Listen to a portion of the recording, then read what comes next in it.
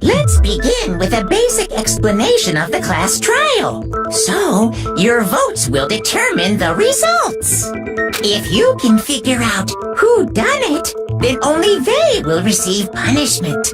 But if you pick the wrong one, then I'll punish everyone besides the blackened, and the one that deceived everyone else will graduate. Okay then. So, first off, let's talk about the murder weapon!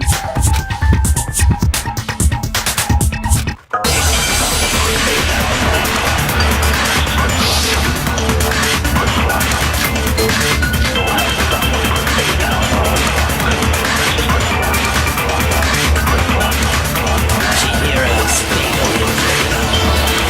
It appears it was a heavy one. According to the Monokuma file, the killer used a blunt instrument. What kind of blunt instrument could it have been? I bet it was an iron pipe. No, it's wrong!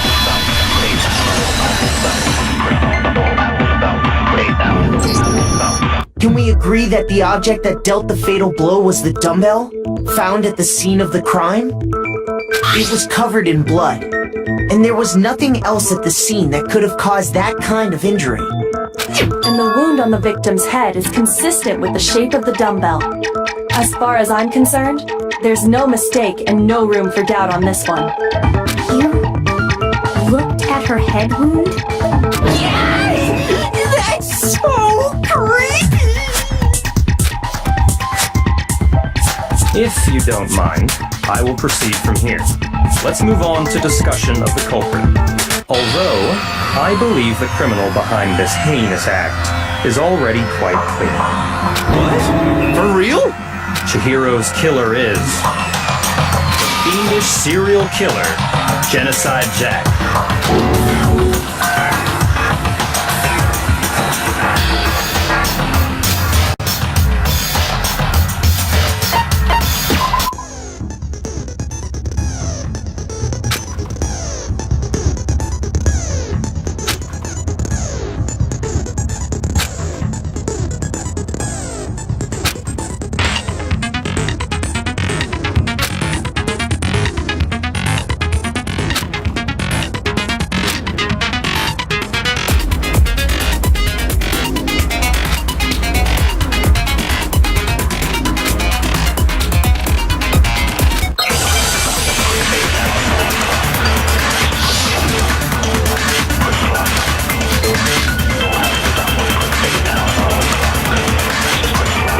Is Genocide Jack.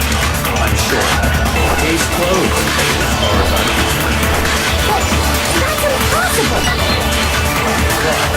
What makes it impossible? Well, I mean, come on! There's just no proof for it. No, it's wrong!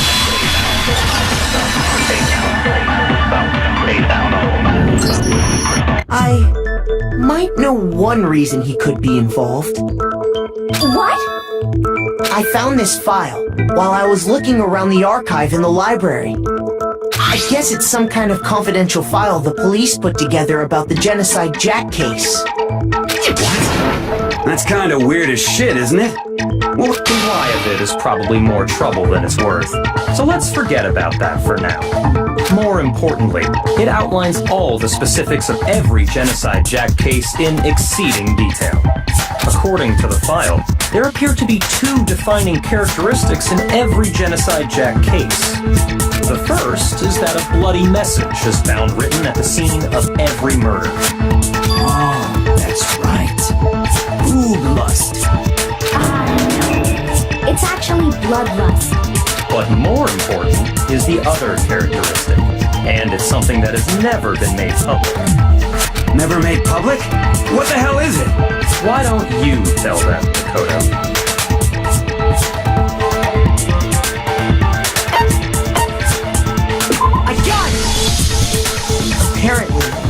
every Genocide Jack case, the killer suspends the body in a certain way. Other than the killer, the only people who know about this are the higher-ups in the police department. However, Chihiro was most definitely suspended in the same way. So, how did the culprit know about this when only high-level police officials were aware of it? There's only one logical answer I can think of. It's because the culprit in this case is the real Genocide Jack. No fucking way! You're saying Genocide Jack is one of us? Yes, in fact, it's Toko. What? Genocide Jack's true identity is Toko Fukawa. What? Okay, wait, hold on. Toko has like bloodophobia or whatever, remember? What kind of serial killer is afraid of blood? Is Toko Genocide Jack? The answer is yes and no. Another riddle. Well, this is gonna be so complicated.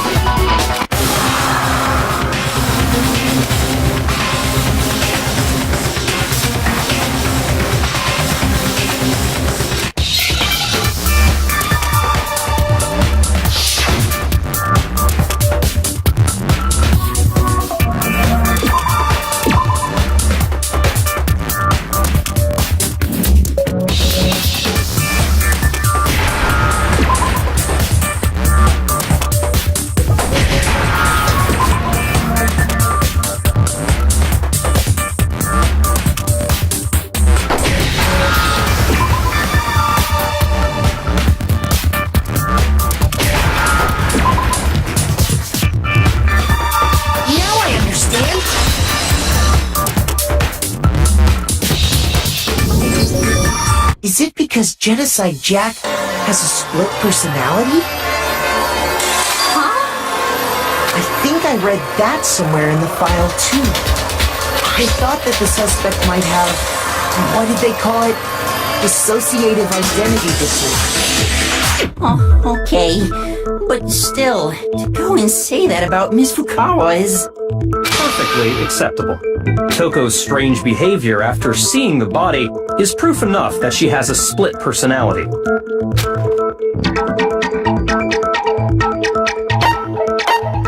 I got it! You're talking about how she started acting totally different than usual, right? That's right. Think back.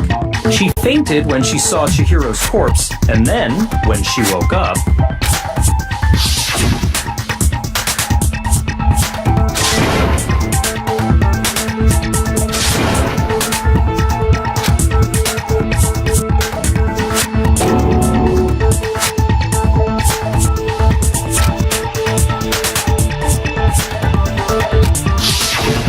She was acting funny, that's for sure. Melancholy tone of hers completely disappeared. Don't go assigning adjectives to my tongue without permission. Not to mention, once she regained consciousness and saw Chihiro's body again, she was utterly calm. In other words, within her is one personality that can't handle blood, and one that obviously can. So when Toko trapped herself in her room, it's because she was scared of Genocide Jack?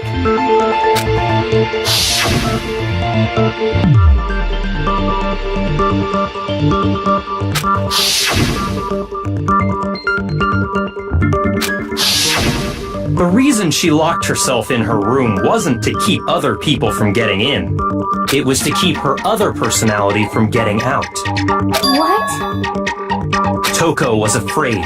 Afraid of the murderous fiend inside of her. Of killing even more people. How? Yeah. How can you know all this? I do believe you misunderstood her. What she's trying to say isn't, how can you know all this? No. What she wants to know is, how could you tell them?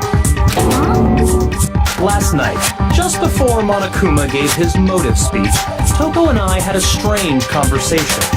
She told me a most interesting story.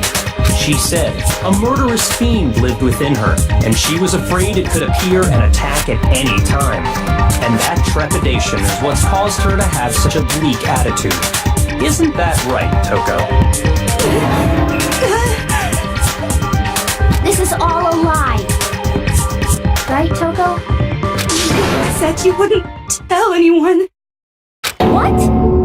You promised! I can't believe you lied! You have only yourself to blame.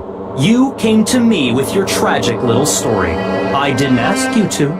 This is the real world, not some romantic fantasy fairy tale.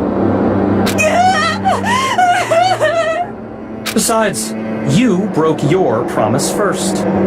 You said that as long as you were here, no matter what, you wouldn't let Genocide Jack kill anyone. But in spite of that promise,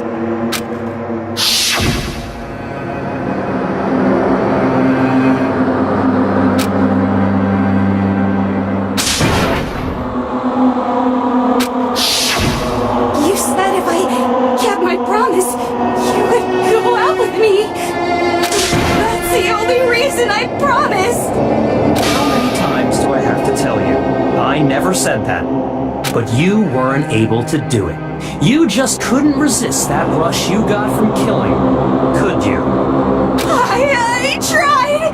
I swear I tried to control it. But your efforts were useless. What a disappointment. I hate you. Well, the opening act is nearly finished. All that's left is to hear from the person in question directly. Person? You don't mean...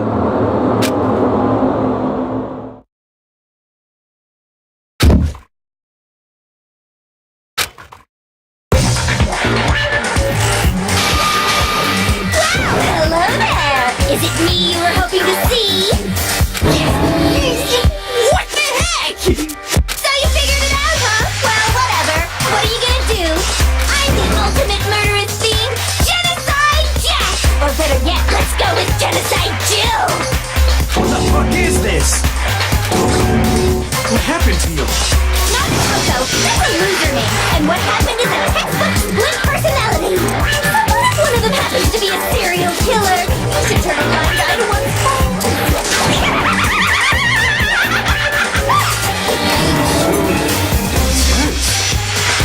They say, sound in murderous mind, sound in murderous body. This one is so different from the one we've come to know. Yes, well, the world is composed of a front and a back. Just like how every inning has a top and a bottom, or how in the depths of every truth lives a little lie. Behind every dark and gloomy soul lives another that shines as bright as the sun!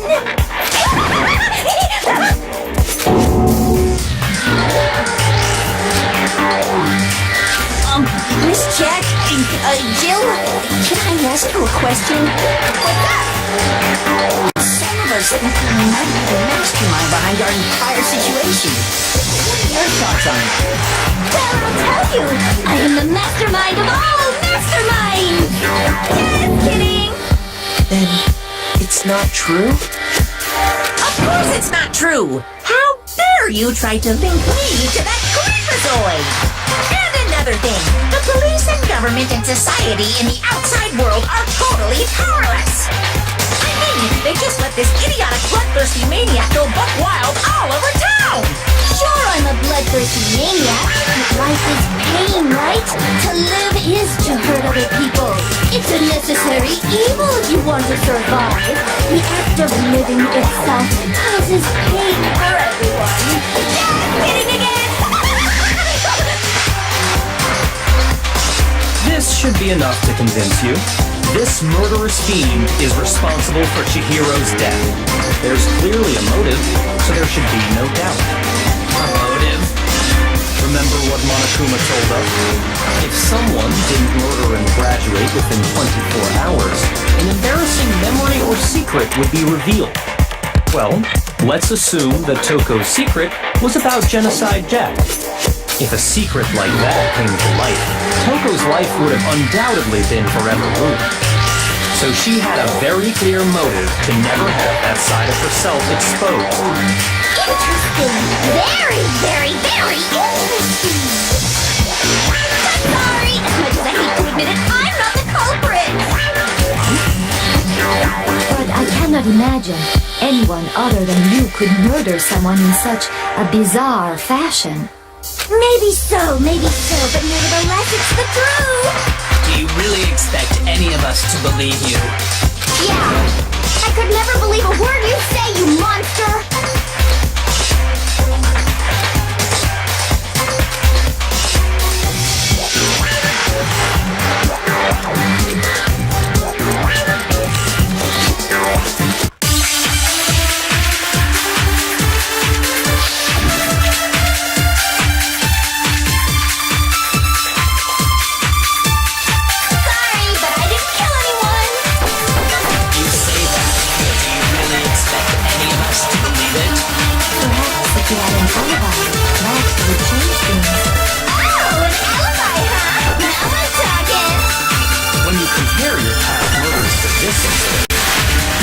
Modus operandi matches completely.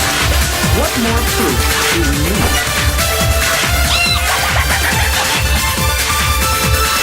Give it up. You killed her.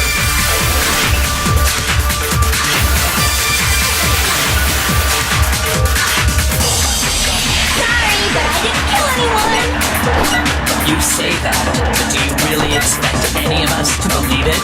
Perhaps if you had an alibi, that would change things. Oh, an alibi, huh? Now I'm talking. When you compare your past murders to this incident, the modus operandi matches completely. No, it's wrong.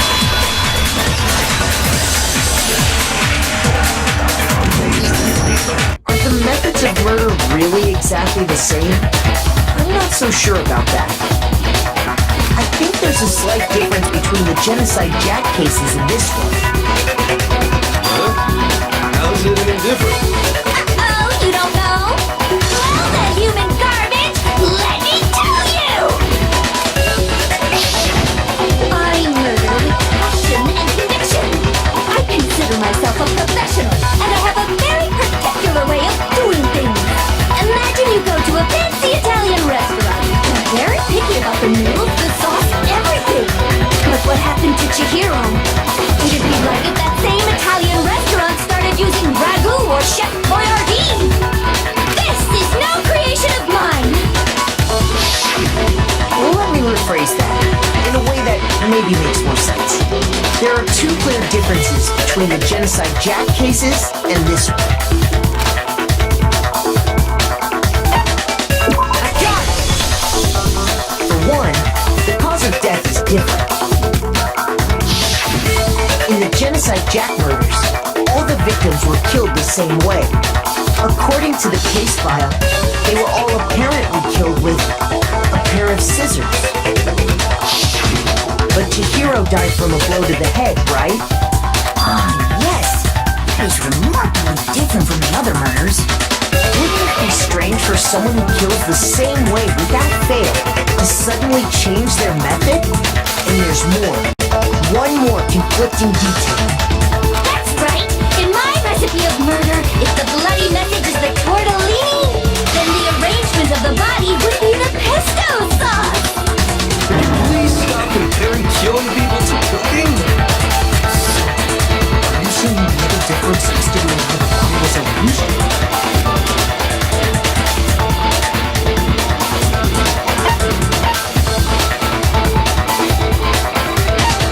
I got it! Do you remember what the killer used to suspend her? He used some kind of rope to hang her up by her wrists. What's your point? Well, in all the previous Genocide Jack cases, something else was used to suspend them. Specifically, pairs of razor-sharp scissors. And guess what? I use my own specially designed scissors for the murders and the arrangement. Like I said, I'm a professional, so naturally I'm very picky happy about the tools I use. And you know what else? Big Mac said there's two differences, but he's wrong. Big Mac? Are you referring to me? Listen up, Big Mac. There's actually one more difference. Huh? My word, you really didn't notice? Take a look at who the victims were in each genocide jack case. There's a pattern there, just waiting to be discovered. Figure that out, and it'll be plain as death why I couldn't have possibly killed that little Wally girl.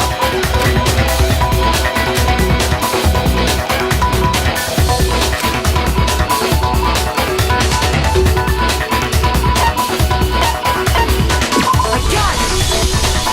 Is it because Chihiro was a girl? Bingo! Bullseye, right on the money! Talking about. In all the genocide jack cases, all the victims had something in common.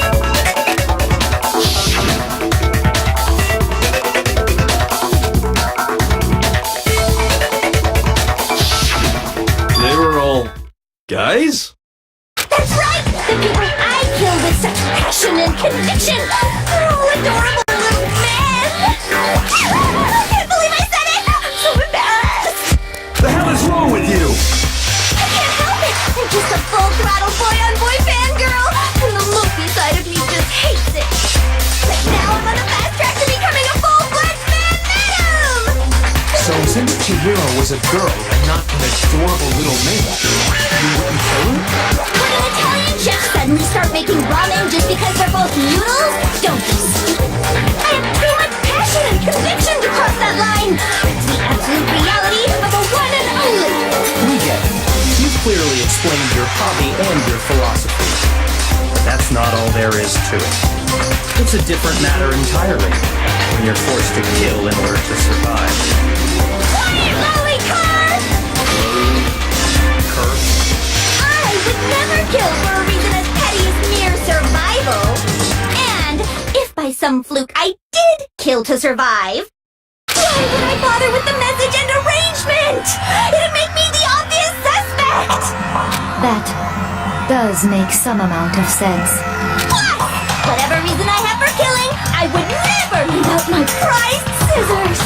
Who would go out of their way to use a big, stupid, heavy dumbbell? Or maybe you used the dumbbell because you couldn't find any scissors in the store? Any scissors? Don't just use any scissors! I only use my own set of high-class, envy of the entire world scissors! Okay, whatever. There still aren't any in the school. Are you sure about that?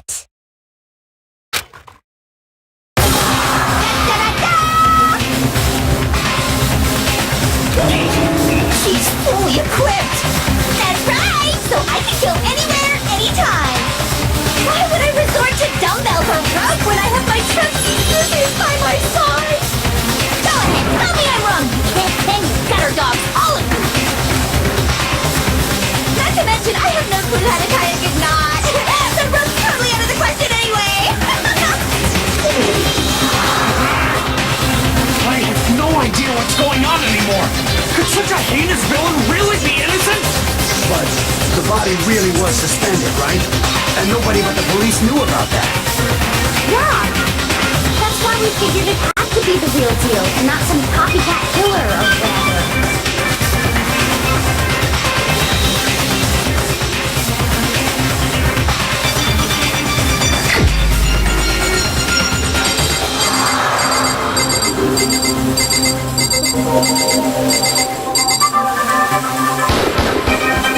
Here's my answer. Byakuya, it's possible you could have found out, isn't it? You'd have no problem gaining access to classified government documents or internal police records. Plus, you've already looked through the Genocide Jack file before this all happened, hadn't you? Are you saying Mr. Kogami did it? Then the reason he pushed the theory of Genocide Jack being the killer so hard was because he wanted to pin the crime on her. So, He rearranged the scene to disguise it and make it look like you put my stamp on it. Theodore, bless his man was behind it all. Oh, I'm on fire! Elvia, what's your response? I see. So now the suspicion falls on me. Then I must ask, when would you say I began acting suspicious? Surely you must have an answer. Looking back and thinking about it now, the way you were acting right before we discovered the body was a little strange.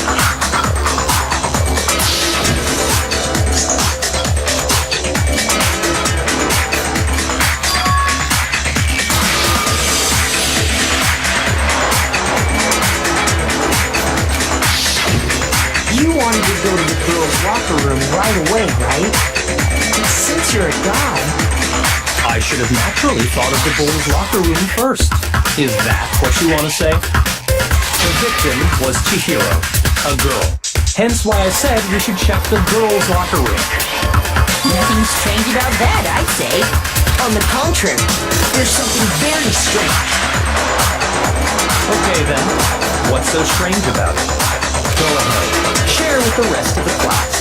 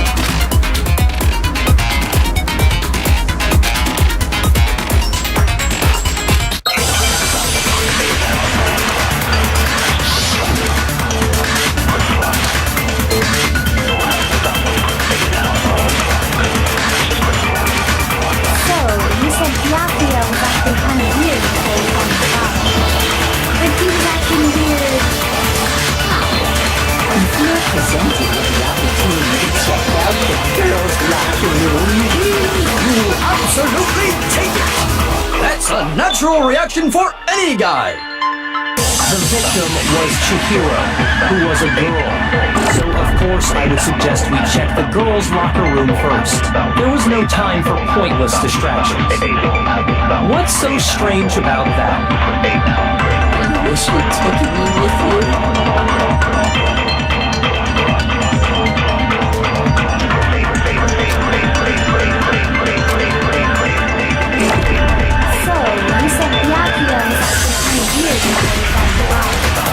But he was acting weird. If you're presented with the opportunity to check out the girls' locker room, You absolutely take it. That's a natural reaction for any guy. The victim was Chihiro, who... No, it's wrong.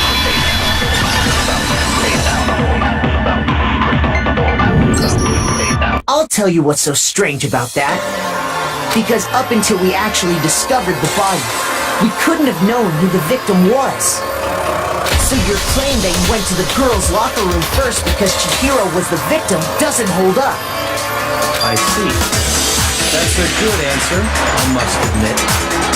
Interesting. Very interesting indeed. But your reasoning is still too weak. What's wrong? Is that it? Surely you've got more than that. Go ahead, show us.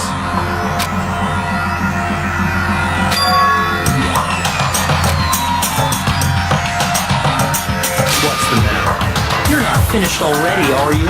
There must be more to it. There is, I think.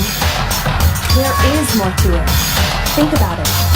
We just talked about the differences between this case and past Genocide Jack incidents. The proof you're looking for is hidden in there. Oh? Proof that I'm the culprit, you mean?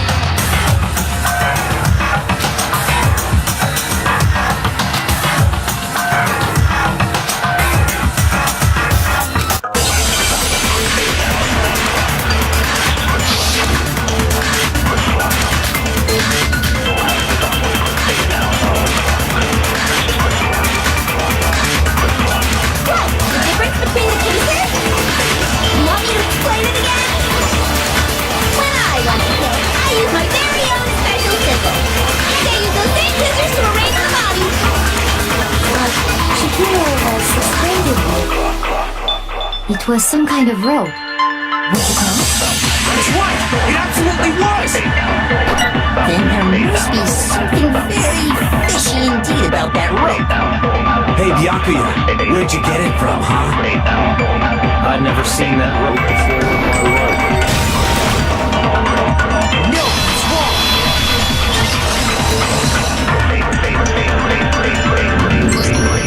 Actually, I'm pretty sure you have seen it before. Because, you see, that rope, or should I say, that extension cord? An extension cord? Byakuya, you've used the extension cord in the library more than once, haven't you? And the same extension cord that was in the library all this time went missing after the murder. And there's no way someone who uses that extension cord as much as you do wouldn't discover that fact. And Byakuya must be the one who took the extension cord. I can't imagine any other possibility. That's really what you think? Then your conclusion is something like this? I killed Chihiro in the girls' locker room, then hung her up and wrote that bloody message. I intentionally made it look like Genocide Jack was behind it. Is that about right?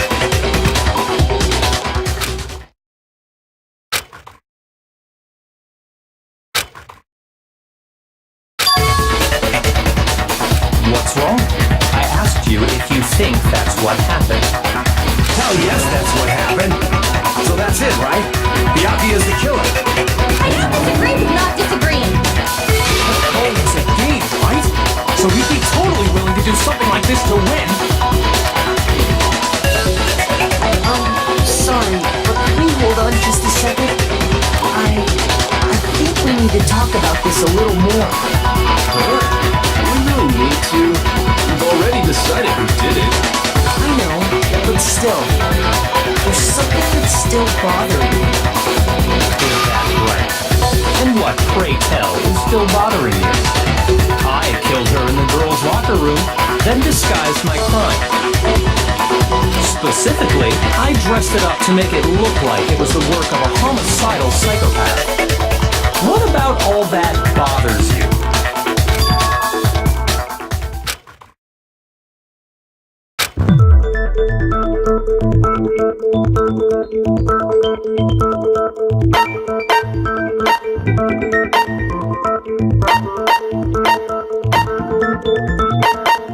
I got it! You say you killed Chihiro in the girls' locker room, right? But are you sure about that? Isn't it possible that the murder took place somewhere else? How disappointing. What kind of question is that? Even in the world of disappointments, this is a true letdown. She was found dead in the girls' locker room. There is absolutely no question about that. How could the scene of the crime have been anywhere else? Well, I think it's entirely possible that she was killed somewhere else, then carried there later, along with the rest of the murder scene. Rest of the murder scene? That was awfully specific. Please tell me you have a reason for saying all of that. I believe I do.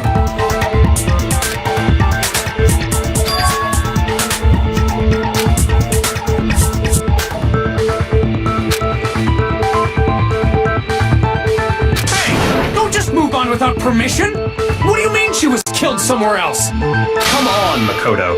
If there's any chance the murder took place somewhere else, let's see the proof.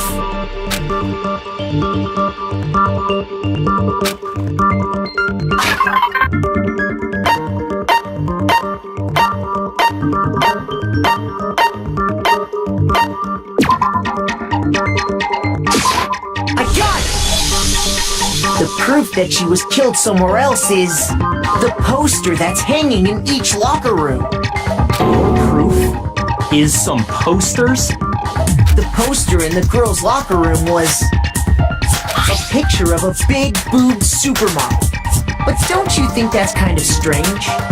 Why would the girls' locker room have a poster like that? I bet those massive gems of hers were totally fake! Meanwhile, the boys' locker room had a poster of the super popular boy band Tornado. Again, that doesn't really seem to belong in a boys' locker room. So you're saying that maybe the posters were switched? And there's one other thing I noticed about the locker rooms. You know what I'm talking about, right, Sakura? You're referring to my protein coffee, aren't you? Protein coffee? While I was in the girls' locker room earlier, I spilled some protein coffee on the carpet. But I noticed that after the murder, the stain had been totally scrubbed away.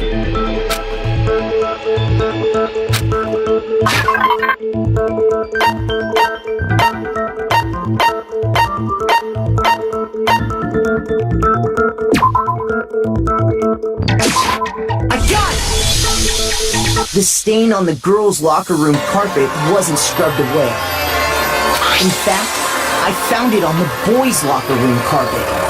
That's definitely the stain from my protein coffee. Then, does that mean that the carpets were switched too? But why would anyone do that? To move the murder scene from one locker room to the other. It's certainly plausible, don't you think? In other words, in order to completely swap the scene of the crime, the bloodstained poster and carpet were moved along with the dead body. By doing this, the killer was able to change the entire room where the murder took place. I can certainly follow your reasoning, but why would the culprit bother doing that? Huh? Why would they go through all that trouble of switching the scene of the crime? Actually, an even bigger question. If the murder did take place in the boys' locker room, then how did Chihiro get in the boys' locker room in the first place? To get into the locker rooms, you have to slide your e-handbook across the card reader device. But Chihiro's handbook should have only allowed her access to the girls' locker room. She had no way to get into the boys' locker room to begin with. No, she did have a way, and I can tell you what it was. I highly doubt that.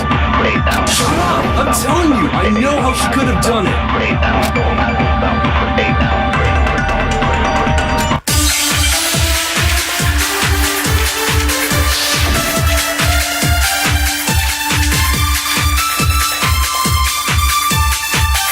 Is it really possible? Could Chihiro really have gotten into the boys' locker room some night? I got it! She must have hacked her e-handbook. She was the ultimate programmer, after all. I'm sure that would have been no problem for her. No, I don't think that's it. She used to think I was in the main hall. We're talking about Leon's handbook, of course.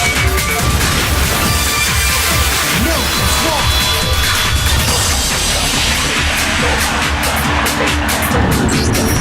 No, I don't think Chihiro used Leon's handbook. Why not? Because Leon's handbook was broken. Oh. Well, then, yeah, I guess that'd be pretty impossible, huh? I am struck silent by how quickly you gave up. Plus, isn't there a regulation against using someone else's handbook? Actually, the rule states that loaning your handbook is prohibited. It's that, in other words, you could borrow a dead person's handbook all you want, and you'd be safe. Hit the nail square on the noggin! Of course, if it were broken, that wouldn't make any sense anyway. So, she must have hacked us, like I said. She used her ultimate programmer skills and... You can't fix an e-handbook. The instant you open one up, a security buzzer starts blaring. So, if she didn't use Leon's handbook, and she didn't modify her own handbook... Maybe Mr. Naegi's initial assumption is just wrong? It seems like there's no way she could have got into the boys' locker room. So I guess so. Okay then, I vote for Byakuya.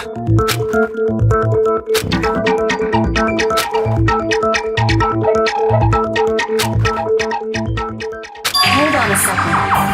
I agree with you, though. I think you're on the right track.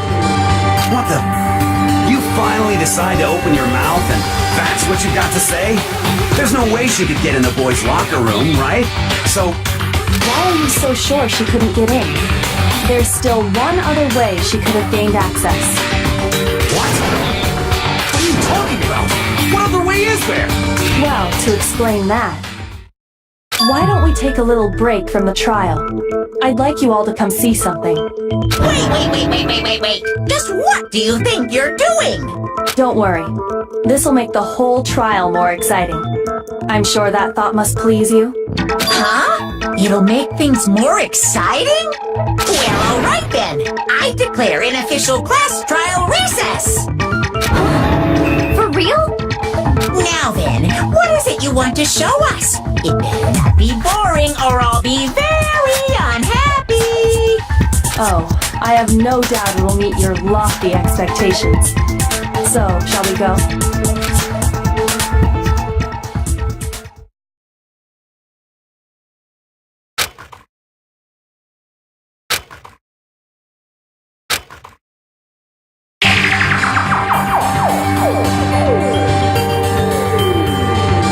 The girls' locker room? We've already searched this place top to bottom! What are you trying to pull, Missy? I'd like you to examine the victim's body one more time. Be sure to examine the entire body very carefully. Take your time. Examine her carefully? Like using our hands? No, wait! It's probably best if I don't run my hands all over a girl's dead body. It's not that I'm freaked out or anything, it's just based on religious grounds, you know? Very well. I'll do it.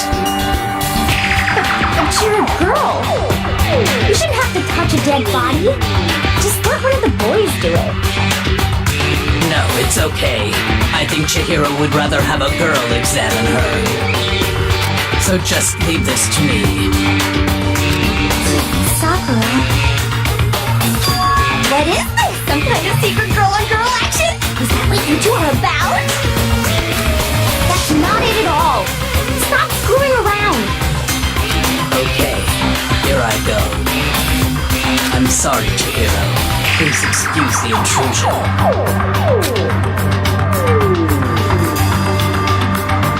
Be sure to check her entire body, and I believe we will solve this particular mystery. Her entire body? I know you say that, but... What? This is... What is this... What is it? Not possible. It's not possible. This girl is what? Is a boy. I see. So she was actually a he. Interesting. Thank you for confirming this fact. What? You're joking, right? I wouldn't joke about this. It's really true?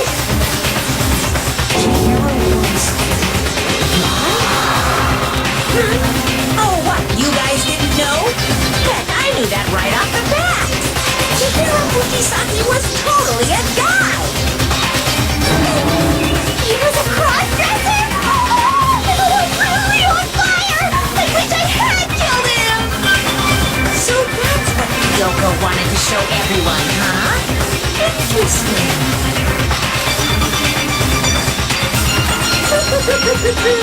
Yes, that certainly does make things much more exciting. Now let's ride this wave of excitement back to the courtroom and get back to the trial.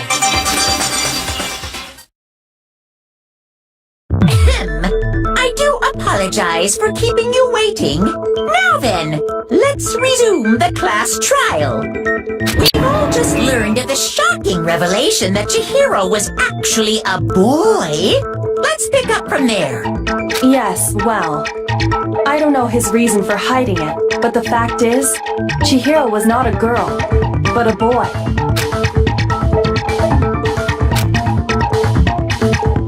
And because the victim was male, he would have had no problem gaining access to the boys' locker room. Assuming his handbook did, in fact, list his gender as male, then yes, that would be true.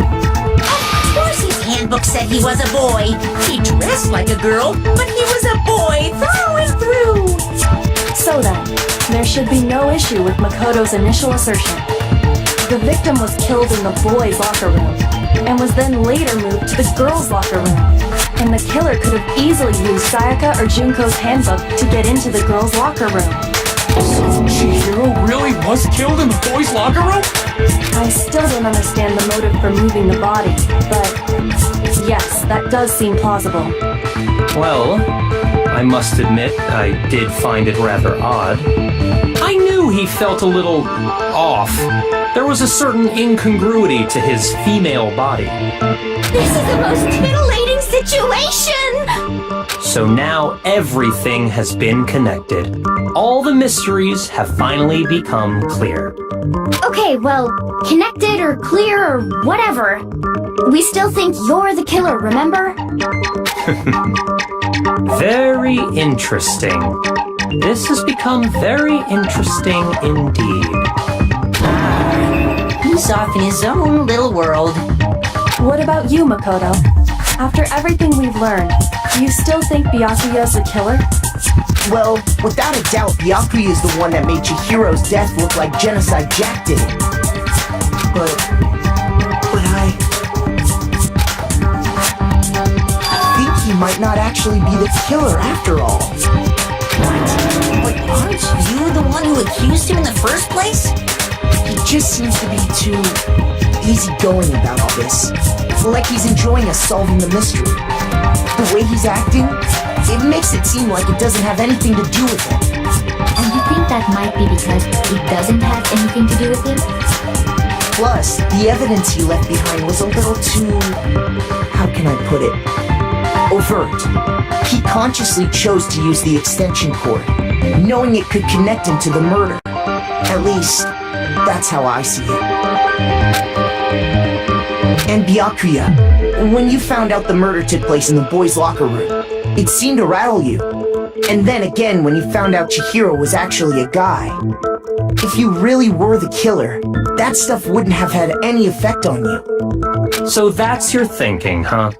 Well, it bothers me that you don't have more concrete reasons, but it's fine. I guess I'll mark it as correct for the time being. Mark it as correct? He's right. I am not the culprit. I just happened to come across the corpse in the girls' locker room and decided to alter it. Are you fucking with us right now? No, I am not effing with you right now. I'm telling you the truth. Well, I find it very hard to believe. Go ahead. Find it very hard to believe. You're free to be executed along with the rest of us. If you're really telling the truth, then why? Why do you do that to his body? My reasons hardly matter right now. Uncovering the culprit is much more important, wouldn't you say? Now then, if it wasn't me, who was it? Well, I don't think I can say for sure without talking about it a little more. We're seriously gonna keep going? We're all good, aren't we? I thought it was clear Byakuya did it. No, I'm with Makoto. If there's any doubt whatsoever, we need to explore every possibility. Because if we're wrong, we all die here. That's true. Very well then. I'm with you too. Damn straight. Count me in. Do you not have a mind of your own? Of course I do. What am I, an ant or something? Anyway, let's discuss this all as a group one more time. We still have time to make our decision. That's very true. Our lives are all on the line. Excellent. Then shall we resume our game of hide and seek?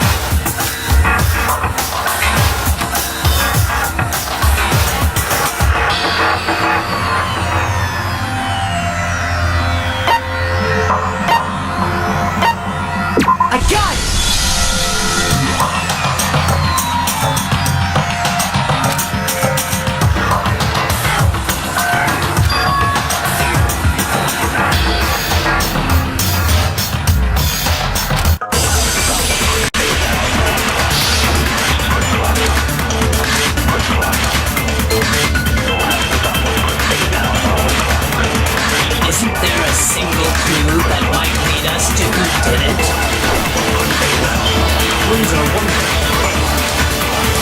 Nobody get a look at the killer? Sure, if someone saw the killer, they would have said something by now. Perhaps someone saw the victim at some point. Even that might be enough for now. Yeah. All we need right now is any kind of new info. It's over. It's all over. You want to know who saw the victim? The killer. The killer. No, it's wrong.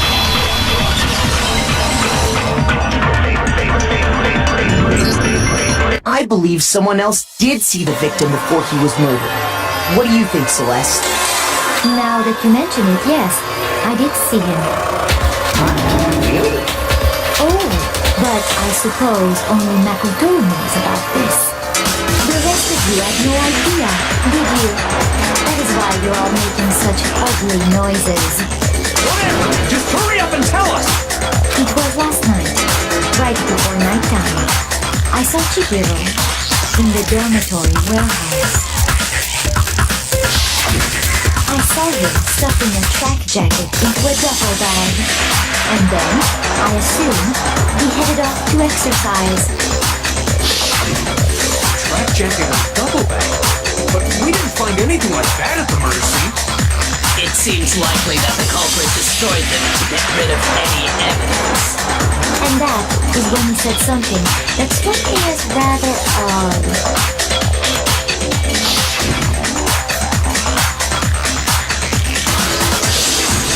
Chihiro told me he was in a hurry. But why would he be in a hurry? Only if someone were waiting for him, I should think. So, Mr. Fujisaku was on his way to meet his friend, and then they were going to work out together? But Hina and I had invited him to exercise with us plenty of times, and he always declined. Probably because he was afraid you'd find out the secret he was hiding, right? Which means that conversely, he must have trusted whoever he was meeting with very much. Enough so that he was willing to risk his secret being revealed. Wow, the marvel friendship! The point is, whoever he met up with is the culprit, right? So we just gotta figure out who it was. But knowing what we know, I can't even guess. No. You already have what you need to make the connection. Huh? You know who the killer is. Seriously? Who is it? Who's the killer? Think back to the track jacket and duffel bag the killer disposed of. Focus on the details of these items, and it should become obvious who was waiting for him. Are you sure about that? You really think we can figure out who did it based on two pieces of evidence that we don't have? What? You want to track down some fingerprints or something? Even if we had the equipment, we wouldn't know how to use it. As was noted, the evidence is already gone. There's nothing to get fingerprints from. Maybe, but we can make certain inferences if we just take the time to talk it out. Easy for you to say. But fine. Celeste, did you notice anything special about the bag or jacket? The bag was just a normal duffel bag from the warehouse. All the bags in there are the same, so I can't imagine what would make that one special. Well, if I remember right, there was a decent variety of tracksuits to choose from. Do you think there might be some connection between the culprit and Chihiro's jacket? Perhaps. Let's explore that and talk a bit more about the jacket he took.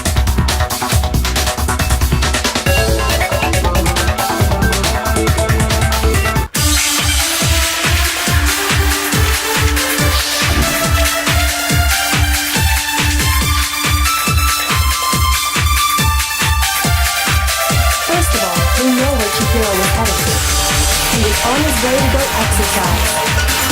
So next we have to ask, why did he choose the specific tracksuit that he did?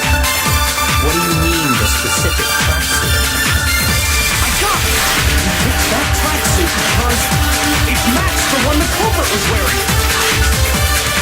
So, what you're saying is, the killer was wearing the same blue tracksuit as him?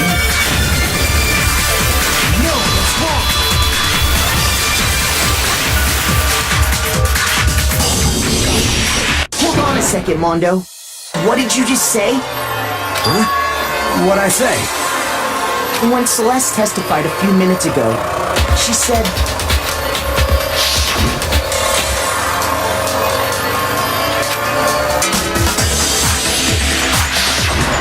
She never said anything about the jacket's color.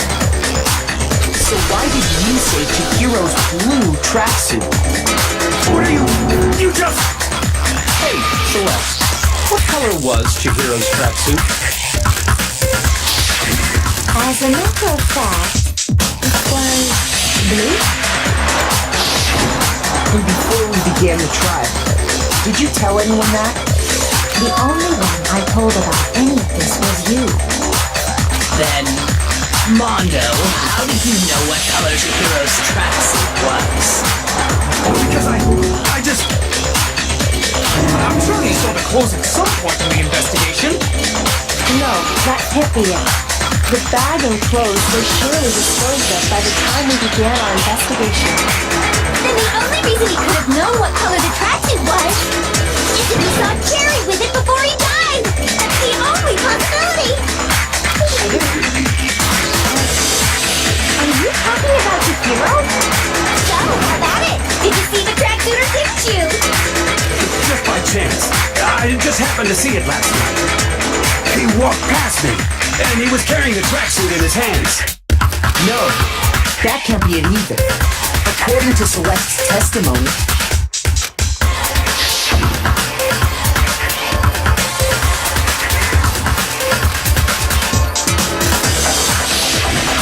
when Celeste noticed it, Chihiro made a point of making sure the jacket was completely in the bag.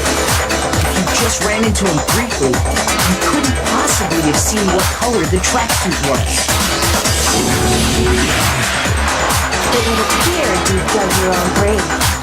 Perhaps. But you handed him the shovel, didn't you? That's why you said what you did. Focus on the tracksuit and it'll be obvious who he met with? What a bunch of nonsense. Ah, now I understand. It was all one big bluff, wasn't it? Your true intention was to draw a slip of the tongue from this culprit. That's why you said you knew who did it, to put them on edge. That's right. However, Mondo was my target all along. I had my suspicions about him from the very beginning. But why? What made you so suspicious? That's a good question.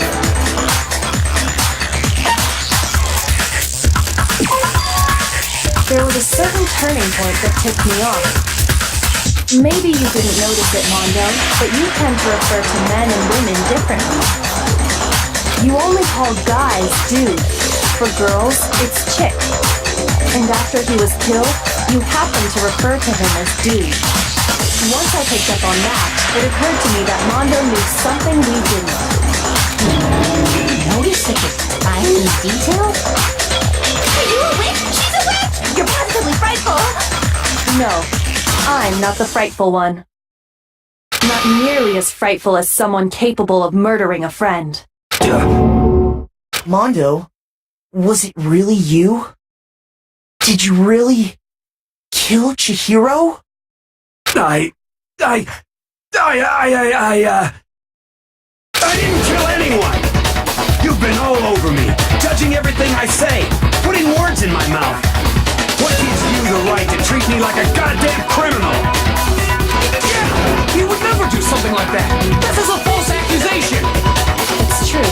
My reasoning on that is pretty shaky. That was fast. Well, this does present us with a problem. It seems we are all out of leaves. My time has nearly come. That's what my little ghost friend is telling me. Oh yeah, that reminds me. Hifumi, weren't you telling me you found some evidence? Really?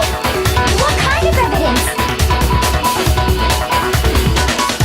Actually, no. Now that I'm thinking about it here calmly, it might not be all that relevant. Jeez, does your confidence just get up and walk away? It's fine, man. Just tell us.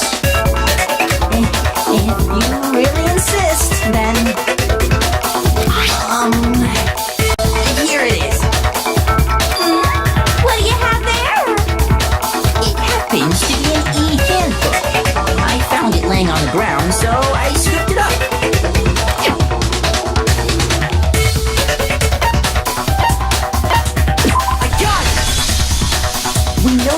Chihiro's handbook was missing from the scene of the crime, right? For a fact. For a fact indeed. I was totally sure I'd found it. But it must hold some clue about the culprit, right? Well, that's what I was hoping. But it's busted. It won't even turn on. I imagine the culprit broke it to get rid of any evidence after the murder. That's odd. I didn't think the handbooks were quite so fragile. You're right. They're not. They're totally waterproof and shock resistant. It would take an awful lot to break one. And yet, this one does appear to be broken, as is Leon's, sitting useless in the main hall. For all your confidence, that is a remarkably high failure rate. Do you think there might be some kind of mystery in there somewhere? How precisely did the handbooks get broken?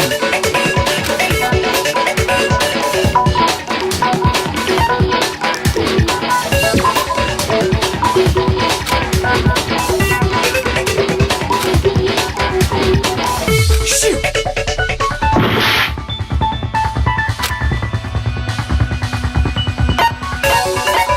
I got it! You already told us before that the handbook has one weak point, didn't you? You remember that? Sure, maybe I let that slip, but I never told anyone what the weak point actually was. But if the handbook is supposed to never break, and two of them broke in quick succession, then Then we can only assume that someone's figured out its weakness. You know what the weakness is, right, Monokuma? So, what is it? You're asking me? I think it's a necessary piece of information if you want this to be a fair trial. But if I tell you, and someone else decides to copy it, that would be very not good. Just tell us already! Why would we want to break our own handbooks? Oh well, I have a weakness for pushy demands. But you're sure you won't follow their example? Then allow me to make a special announcement. The weak point of my cutting-edge e-handbook is... when it's exposed to high temperatures for too long, it will suffer a meltdown and totally break! I flippin' knew it! You knew it? Yeah, because I found the handbook laying on the floor of the sauna. The temperature in the sauna can reach over 200 degrees. Strange how you don't get burnt, huh? It's because as your sweat evaporates, it creates a cooling layer of air around your skin. If the hot air of the sauna were somehow pushed directly onto your skin, you'd definitely get fried. That layer of air would get blown away. That's why you may feel a burning when you move around. So when you're in a sauna, make sure to keep nice and still. Interesting. I learned one new fact today. That is a mere trifling speck of knowledge. Anyway, if you found the victim's handbook in the sauna, then the killer must have been purposely trying to raise its temperature in order to break it. meaning the culprit somehow knew its weakness. But how'd they find out? Monokuma said he didn't tell anyone, right? Indeed. Quite the mystery. What if they found out by accident? What do you mean by accident? What if the killer took their own handbook into the sauna, not knowing its weakness, and it broke? They'd realize it was broken, of course, and it wouldn't be hard to figure out why. And once they had Chihiro's handbook, they knew they had an easy way to dispose of it. I won't say it's not possible, but who would have done something like that? I don't know of anyone who took their handbook into the sauna. I might know someone who did. Seriously? I think the one who may have taken their handbook into the sauna was...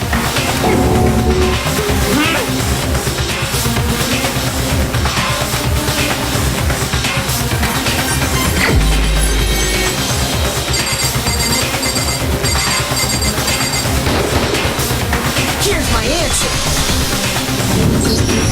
Mondo, your handbook got broken in the sauna, didn't it? What? Why do you keep accusing him? Mondo and Taka had an endurance contest in the sauna not too long ago, remember? And for the contest, Mondo just so happened to keep his school uniform on. But little did he realize, he also left his handbook in one of his uniform pockets. And when it was all over, Mondo discovered that taking your handbook into the sauna could easily destroy it. Wait, hold up! You've got it all wrong! He would never kill! I don't accept this! Show me the proof! The actual solid proof!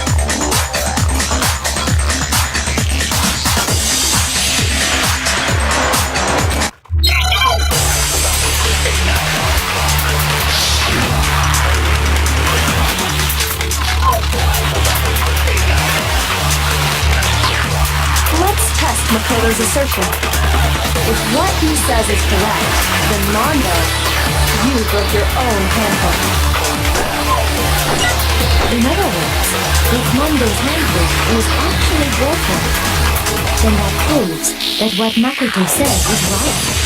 Well, my goddamn handbook works just fine! No, it's wrong!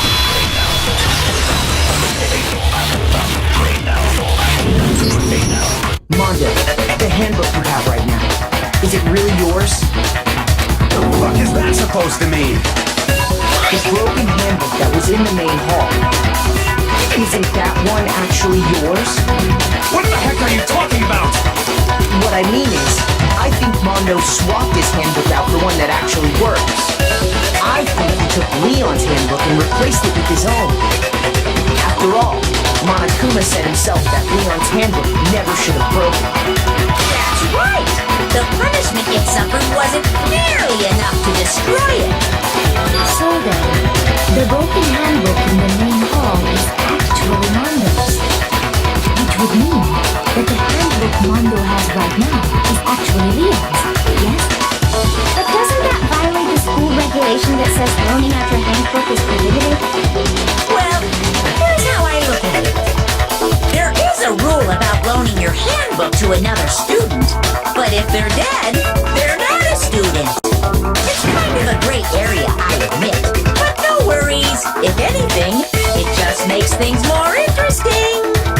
As such, I decree that exchanging handbooks with a corpse is not a violation of the rules. Well, Mondo, if I'm wrong about this, you're welcome to say so. I'm happy to admit I made a mistake, but... Son of a bitch! What's wrong, bro? Come on! Tell him he's wrong! You are wrong! You have to be wrong! Everything you just said is wrong! You made it all up! Okay, then why don't we look back on this case one more time, from the beginning? That way, everything will become clear, and we'll all see if I was right or wrong.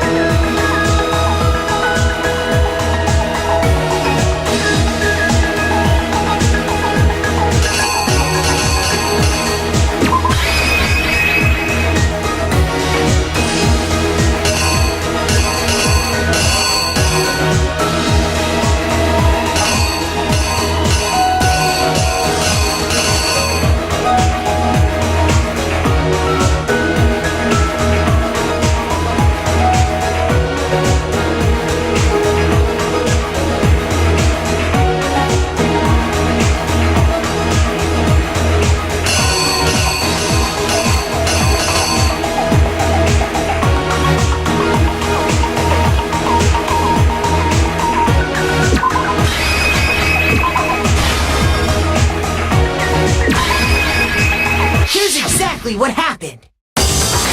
First, let's take a look back to before the incident.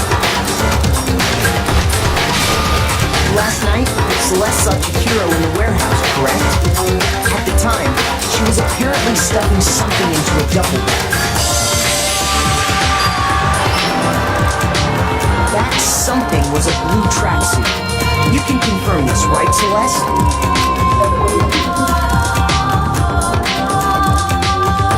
With bag in hand, Chihiro headed out, even though it was officially nighttime. She made her way to the locker room, specifically the boys' locker room. But how could the victim, who was apparently a girl, access the boys' locker room? Simple, because she was really a he, which is why he was able to use his own handbook to gain entrance to the boys' locker room. Once inside, he met with someone, and the person he met was the one who killed him.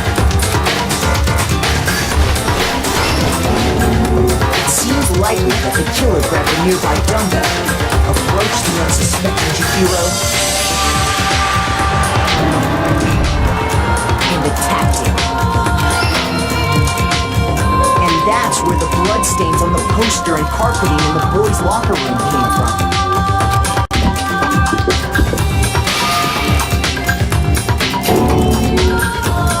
It was likely in the heat of the moment. The body was arranged, but the murder itself felt unplanned.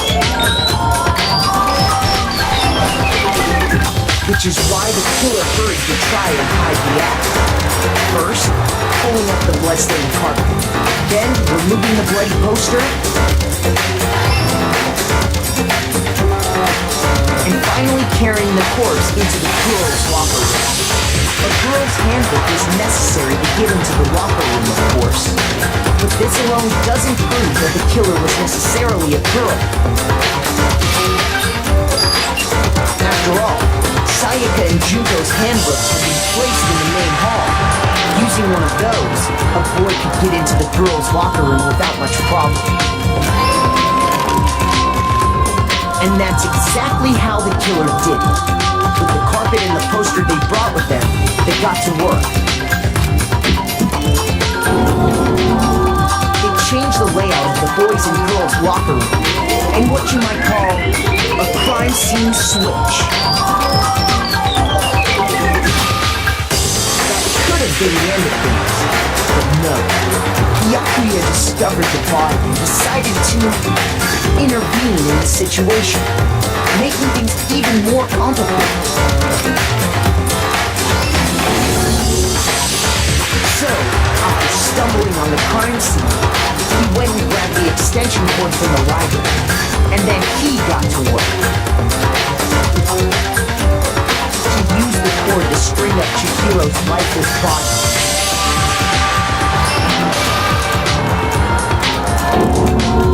Then, using the victim's own blood, he left a grisly message there at the scene of the crime.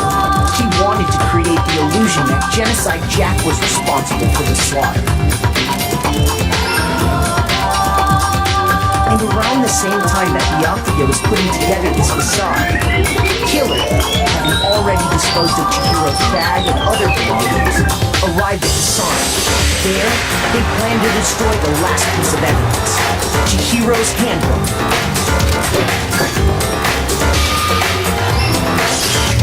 And just as the killer expected, the steamy sauna was enough to ruin the electronic gadget. Somehow, the killer knew that the handbook couldn't stand up to the heat of the sauna. And the reason they knew that is because the sauna had already bred their own handbook. And that's how it all played out. Isn't that right, Mondo Arata?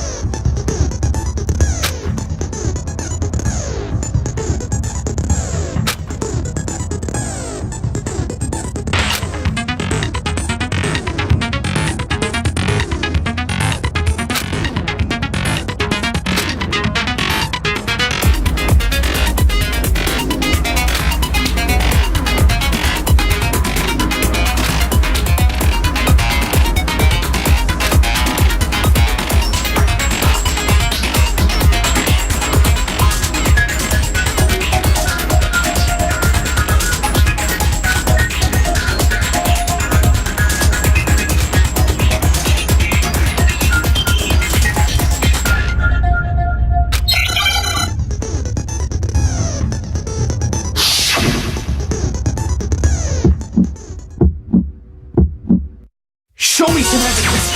You're wrong. I won't listen. I refute you. False. Show me some evidence. I won't listen. I refuse to vote.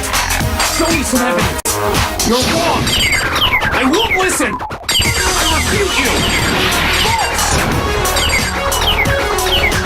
Show me some evidence. I won't listen. You're corrupt. I refuse to vote. I refute you. False. You're corrupt. Show me some evidence. I won't listen. Show me some evidence. You're wrong. I won't listen. I refute you. False. Show me some evidence. Show me some evidence. This should prove it.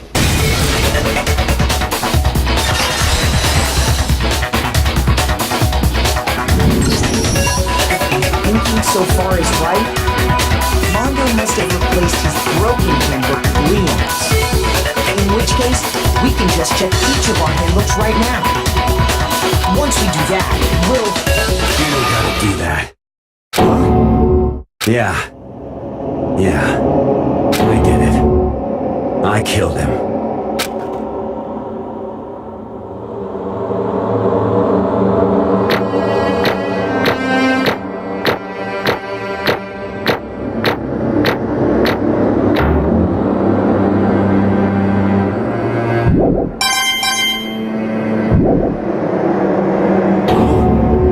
Bro, what are you saying?